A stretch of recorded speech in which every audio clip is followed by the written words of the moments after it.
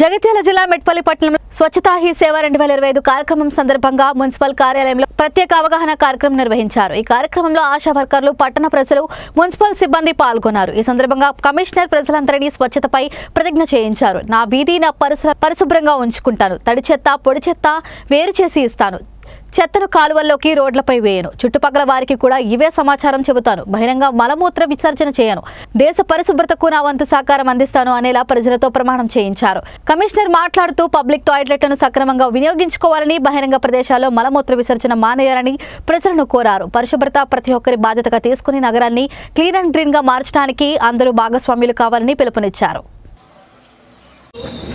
మన దేశాన్ని పరిశుభ్రంగా ఉంచేలా దేశానికి సేవ చేయడం మనందరి బాధ్యత।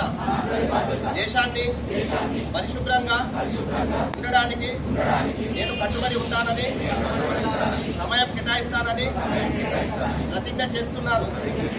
నేను ఈ సంకల్పం నెరవేర్చడానికి ప్రతి సంవత్సరం 100 గంటలు అనగా ప్రతి వారం 2 గంటలు స్వచ్ఛందంగా పనిచేయడానికి కేటాయిస్తారు। నేను పరిసరాలను అపరిశుభ్రం చేయను, ఇతరులను చేయనివ్వను।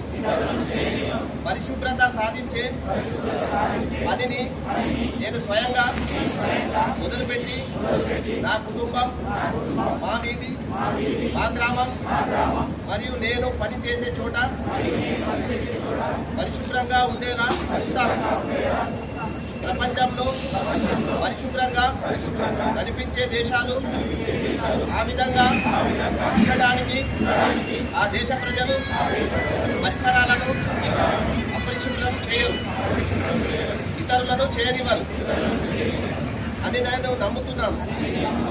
దృఢ నమ్మకంతో ఈ స్వచ్ఛ భారత్ సందేశాన్ని వీధి వీధిన, గ్రామ గ్రామాన అంతటా ప్రచారం చేస్తాను। నేను ఇప్పుడు తీసుకున్న ప్రతిజ్ఞ మరో 100 మంది ప్రజలు తీసుకునేలా ప్రోత్సహిస్తాను। వారు కూడా నాలా 100 గంటలు స్వచ్ఛత కోరం కేటాయించేలా ప్రయత్నిస్తాను। స్వచ్ఛత వైపు నేను చేసే ప్రతి అడుగు భారతదేశాన్ని స్వచ్ఛందంగా ఉండటానికి ఉపయోగపడుతుందని నమ్ముతున్నాను।